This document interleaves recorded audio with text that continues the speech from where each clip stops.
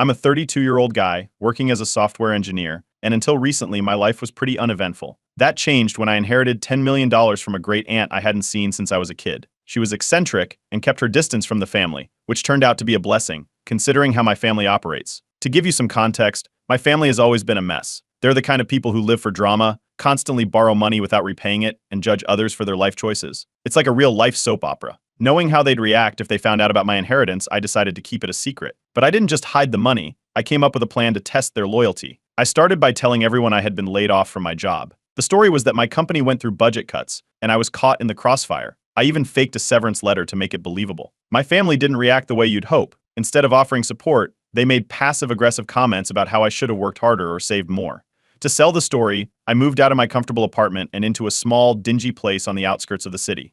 It was the kind of place where the water pressure barely worked, and the neighbors yelled at each other through the walls. I even downgraded my car, selling my SUV for a beat-up sedan that looked like it might fall apart any day. I started job hunting, or at least that's what I told everyone. In reality, I was working remotely under a fake name for a small tech company, so I still had a steady income. But I made sure to post on social media about going to interviews and facing rejections. My family didn't seem to care much. When I mentioned that money was tight, they either ignored me or gave excuses about their own financial struggles. One day, I tested the waters by asking if anyone could lend me a small amount to cover rent. Predictably, they all had reasons why they couldn't help. My eldest brother claimed he was saving for a new car. My cousin said she was struggling too, even though I'd just seen her post about a week-long trip to Cancun. The only one who stepped up was my youngest sister. She didn't have much, but she offered $200. It wasn't a lot, but it meant something coming from her. In contrast, my best friend, who I've known since college, didn't hesitate. When I told him I was in a tough spot, he immediately offered to help, both financially and emotionally. He even showed up with groceries and stayed to help me fix a leaky faucet in my rundown apartment. It was a stark contrast to my family's reaction, and it cemented in my mind who I could actually count on. Meanwhile, my family's true colors started to show. They began gossiping about me behind my back, calling me a failure and speculating about why I couldn't hold a job.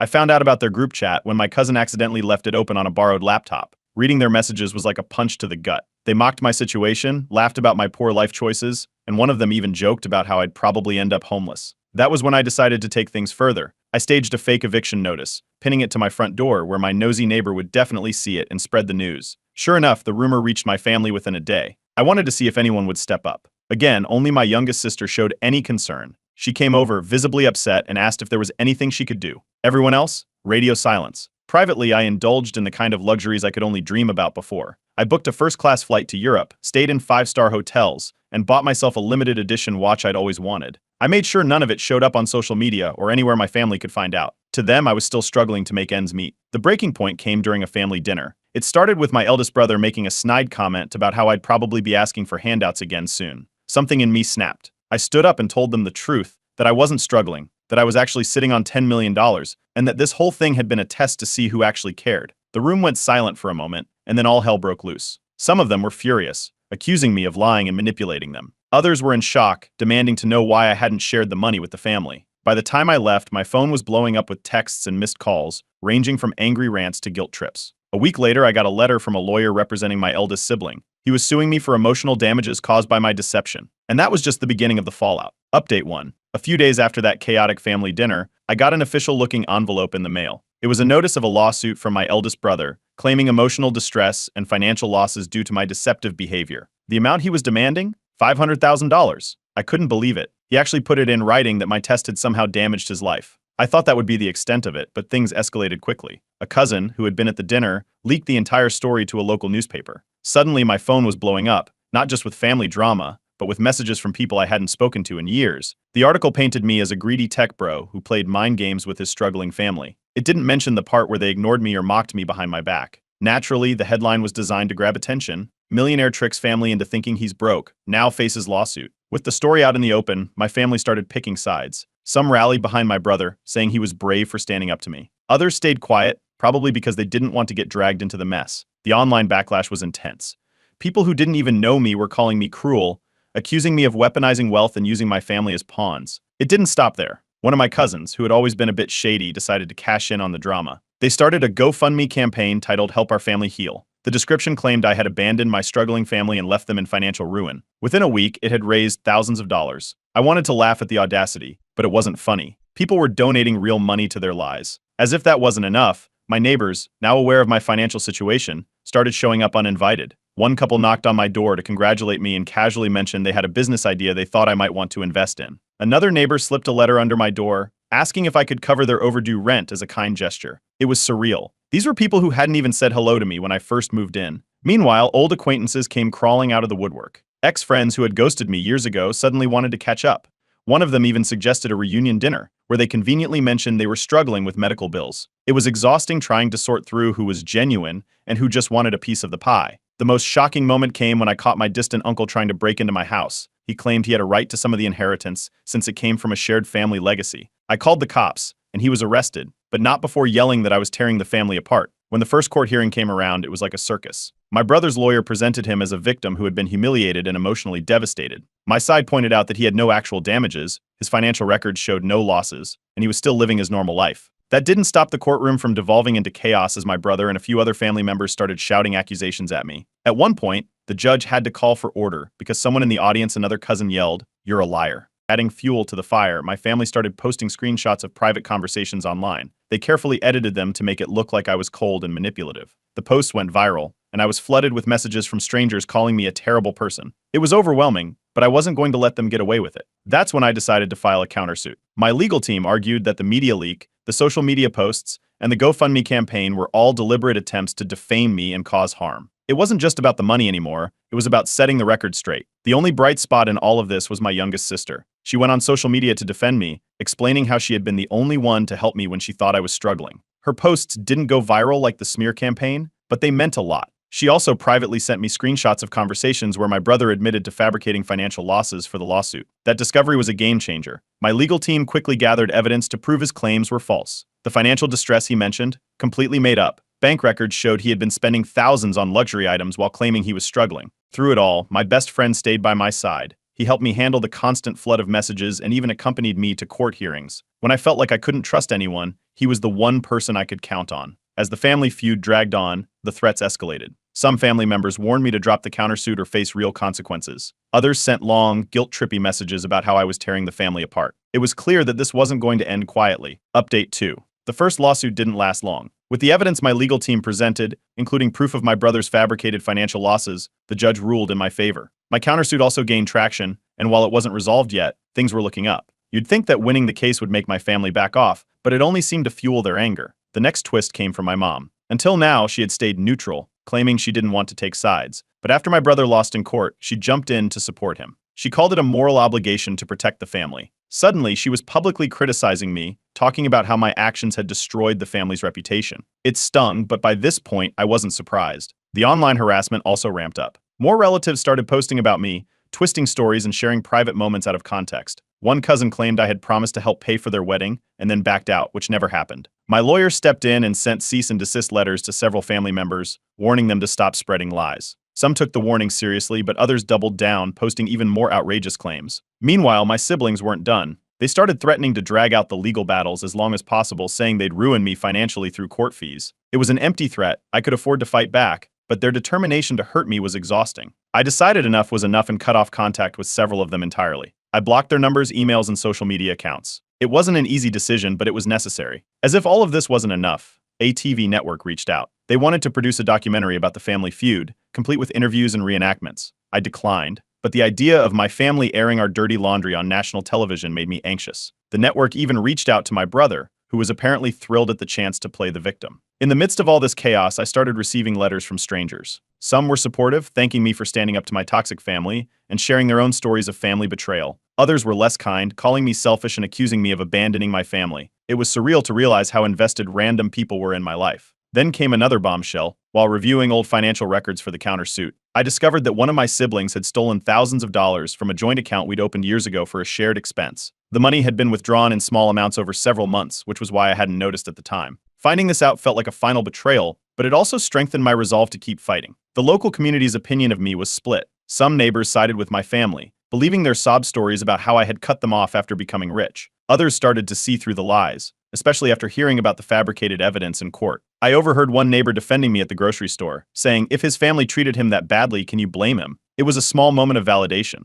One family member, an aunt, reached out with an olive branch. She suggested we have a private meeting to clear the air. I was suspicious, but I agreed. The meeting turned out to be a disaster. She spent most of the time guilt-tripping me and hinting that I should share the wealth to make things right. It was clear her intentions weren't genuine, so I walked away. Thankfully, my best friend stepped up again. Seeing how much the public narrative was affecting me, he offered to help manage my reputation. He reached out to a few reporters, providing evidence that countered the false claims being spread about me. His efforts didn't erase all the damage, but they helped shift some opinions in my favor. Just when I thought things couldn't get messier, I found out my brother had started selling off family heirlooms to fund his legal fees. These were items that belonged to our late grandparents, things that were supposed to stay in the family. I was furious. My lawyer filed another lawsuit to stop the sale and recover the items. The legal drama was never ending. Amid all this chaos, one cousin surprised me by apologizing. They admitted they had been pressured into joining the lawsuit and spreading lies about me. They even offered to testify on my behalf in the countersuit. It didn't erase the damage, but it was a rare moment of honesty in an otherwise toxic situation. As the feud dragged on, I found myself increasingly isolated. Most of my family had turned against me, and even the ones who weren't directly involved were keeping their distance. I spent a lot of time reflecting on how things had gotten to this point. Cutting ties with them felt like the right choice, but it didn't make it any less painful. By now, it was clear that this battle wasn't going to end anytime soon. Every victory seemed to spark a new wave of retaliation, but I wasn't about to back down. Update 3. It didn't take long for the tide to start turning in my favor. After my countersuit gained momentum, several family members began dropping their lawsuits against me. They must have realized they couldn't win, especially with all the evidence piling up against them. One cousin even withdrew their support for my brother, claiming they had been misled about the situation. It felt like the house of cards my family built was finally starting to collapse. The biggest blow came when my eldest brother, the one who started this whole mess, filed for bankruptcy. Losing the initial lawsuit had left him with massive legal fees, and the countersuit was still ongoing. He tried to paint himself as a victim of unfair justice, but the court records didn't lie. His financial ruin wasn't my doing, it was his own greed and poor decisions. Despite this, he continued to lash out online, refusing to take any responsibility for his actions. The media coverage also began to die down. While the initial leak had caused a frenzy, people quickly lost interest when there were no new developments. Unfortunately, my name was still tied to the drama, and I'd occasionally get recognized in public. Some people were supportive, but others made snide comments or asked invasive questions about my family. It was a constant reminder that this nightmare wasn't over yet. Then there was my mom. After taking my brother's side, she ramped up her manipulation tactics. She called me multiple times, leaving long voicemails about how I was tearing the family apart and needed to forgive everyone for the sake of peace. She even tried using my great aunt's memory against me, saying she wouldn't have wanted this conflict. I didn't respond. I had already made up my mind to keep my distance. An unexpected twist came in the form of a distant relative who offered to mediate. They claimed they could help repair the damage and bring everyone back together. At first, I considered it, but after a few conversations, it became clear they didn't understand the full extent of the betrayal. When they suggested I compromise by sharing some of the inheritance, I shut the idea down immediately. Meanwhile, my best friend, the one person I could truly rely on, made a bold suggestion. He thought I should move out of the area entirely, start fresh somewhere where I wouldn't have to deal with the constant reminders of my family. At first, I wasn't sure, but the more I thought about it, the more it made sense. Staying here felt like living in the shadow of the drama, and I was ready to leave it all behind. Back at home, things among my family were spiraling out of control. With the lawsuits falling apart and the money drying up, they started turning on each other. Accusations flew back and forth and old grudges resurfaced. I heard through the grapevine that one cousin accused another of stealing from the GoFundMe they had set up. Another relative publicly called out my brother for manipulating everyone. Their infighting exposed just how fractured they really were. In the midst of all this, I won the last of the lawsuits. The court ruled in my favor, not just dismissing the claims against me, but also awarding damages for the defamation I had endured. It was a huge relief, though I knew it wouldn't fix everything. I asked my brother for a public apology, but he refused. He couldn't even admit he was wrong in private, let alone to the world. Then came the family reunion disaster.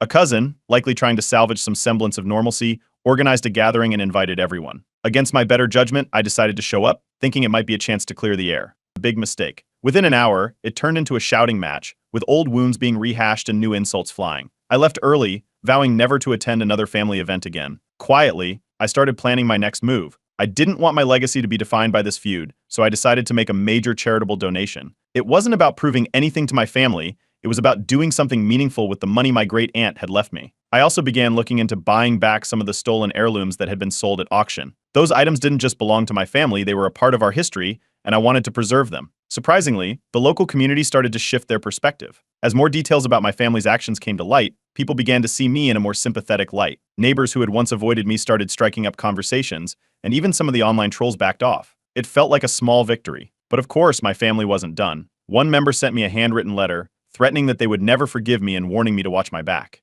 I handed it over to my lawyer and added it to the growing pile of evidence. It was the final straw. After everything, I made the decision to permanently cut ties with my family. No more attempts at reconciliation, no more trying to explain myself, no more giving them chances. I was done. Legally, emotionally, and socially, I severed all connections. For the first time in months, I felt like I could finally breathe. Update 4. The first major step I took after cutting ties with my family was fulfilling a promise I'd made to myself. I donated $1 million to a local charity in honor of my great aunt, who had left me the inheritance. The organization focused on providing education and housing to underprivileged youth, which aligned with her values. The donation was announced at a public event, and while I kept a low profile during the ceremony, word got out. People started seeing me less as a villain in the family drama and more as someone trying to use their wealth for good. With the charity donation complete, I turned my attention to finding a new place to live. I wanted somewhere far from the noise and drama, so I looked for properties in secluded areas. Eventually, I found the perfect spot, a modern house tucked away in the countryside. It had everything I needed: privacy, space, and enough distance from prying eyes. I finalized the purchase and quietly moved in, leaving no forwarding address for anyone in my old life to find. My next priority was to repay the person who had truly been there for me through everything, my best friend. Using part of my inheritance, I set up a trust fund in their name. It wasn't just a thank you, it was a way to ensure they had financial security for the rest of their life. When I told them about it, they were shocked but grateful. They later used some of the money to start their own business, which quickly became successful. Watching their life flourish felt like one of the few good things to come out of this mess. Despite my efforts to disappear from my family's radar, some of them tried to reconnect. My brother, the one who had filed the initial lawsuit, attempted to reach out, claiming he wanted to make things right. His sincerity was questionable, especially since his attempt at crowdfunding another campaign had failed miserably. People weren't buying his sob story anymore, and the backlash online was harsh. He quickly shut it down after only raising a few dollars. My mom made one last attempt as well. She sent me a handwritten letter, pouring her heart out and asking for forgiveness. She blamed herself for some of the family drama, but also subtly hinted that reconciling might heal the wounds left by the lawsuits. I didn't respond. By now, I knew that opening that door again would only bring more problems. Around this time, I decided to release a public statement. I wanted to set the record straight once and for all, especially for the people who had only seen the skewed narratives from my family. I explained my side of the story in simple terms. I had tested my family's loyalty, they had failed, and they had retaliated by suing me. I didn't go into every detail, but it was enough to shift public perception. Strangers on social media started rallying behind me, even creating a small online community dedicated to supporting me. It was surreal but heartwarming. With the lawsuits finally dismissed and the family drama officially behind me, I began exploring new opportunities. I used part of the inheritance to invest in businesses that focused on ethical practices, like sustainable energy and small local startups. It felt good to put the money into something meaningful, something that could grow and make a difference. In the middle of all this, I met someone new. We crossed paths through a mutual friend, and what started as casual conversations quickly turned into something more. They weren't interested in my money or the drama surrounding my family, they liked me for who I was. It was refreshing, and for the first time in a long while, I felt like I could look toward the future without the weight of the past dragging me down. Meanwhile, my loyal friend's business took off. They were running a successful tech startup, and they often credited my trust fund as the push they needed to pursue their dream. Seeing them succeed was one of the most fulfilling parts of this entire journey. Surprisingly, I also started building connections with distant relatives who hadn't been involved in the chaos. These were people I barely knew before, but they reached out to express their support after hearing about everything I'd gone through. They weren't looking for money or favors, they just wanted to show that not everyone in the family was like my siblings or parents. Slowly, I began forming new family bonds, ones that felt genuine and untainted by greed. As I settled into this new chapter of my life, I reflected on everything that had happened. The lawsuits, the betrayals, the public fallout, it had all been a nightmare. But it had also taught me the importance of setting boundaries and valuing the people who truly cared about me. My great-aunt's inheritance had been a gift, not just because of the money, but because it had given me the chance to see people's true colors. Now, with the drama behind me, I finally felt at peace. My life was no longer defined by the toxicity of my family, but by the relationships I had chosen to nurture and the opportunities I had created for myself. And for the first time in years, I felt like I was truly free. Update 5. I thought moving to a secluded property would keep my family out of my life for good, but I was wrong. One evening, as I was coming back from a grocery run, I saw my eldest brother, the one who had started all the lawsuits, standing at my gate. He looked disheveled, like he'd been through a lot. He begged to talk, claiming he was in financial ruin and needed help. He had driven 3 hours to find me, and how he got my address was a mystery. I told him to leave, but he refused. It wasn't until I mentioned calling the police that he finally left, muttering something about me abandoning the family. That incident was the final straw. The next day, I hired a private security consultant. They recommended installing advanced security systems, including cameras, motion detectors, and a reinforced gate. It wasn't cheap, but the peace of mind was worth every penny. They also suggested filing for restraining orders against certain family members to prevent any future unannounced visits. Just when I thought things couldn't escalate further, a distant relative filed another frivolous lawsuit.